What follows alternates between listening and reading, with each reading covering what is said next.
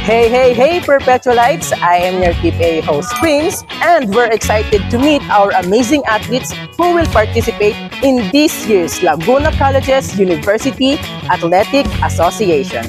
From the basketball team of UPHSD Calamba, let's get to know them more through the series of Who's Who question. Kaya ano pang iniintay nyo? Tara na!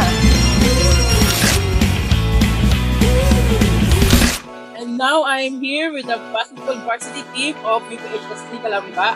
Oh, hi guys! Hello po! First question. When you have practice or game, sino sa team ang madalas pagalitan o pagsabihan ng coach? Sino ba, tol? Yung may hawak ng mic. Si Bataraw! Siya.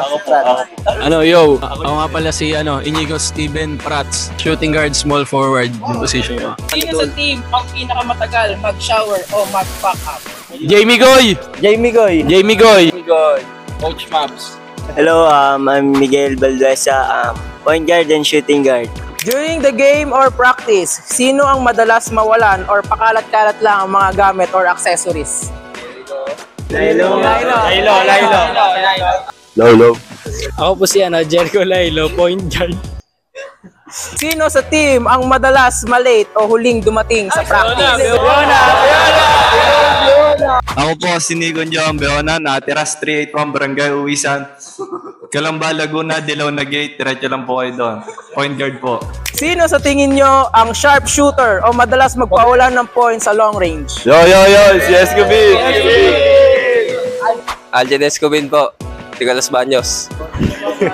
Ano yun? Power forward.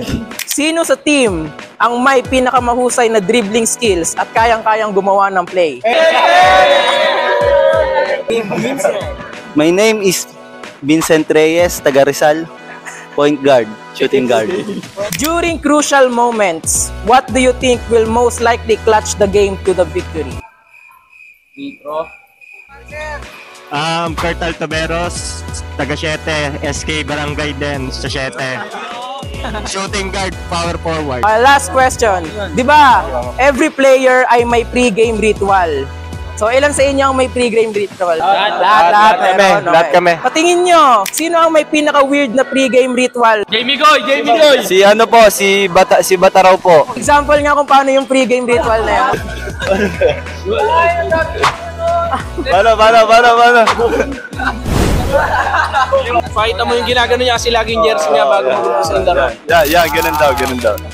Okay, thank you so much, Altas, for sharing your time with us. Once again, let's support our basketball varsity team and the anticipating Lakwaa at the UPHSD Calamba Gymnasium. Go, Altas! Go!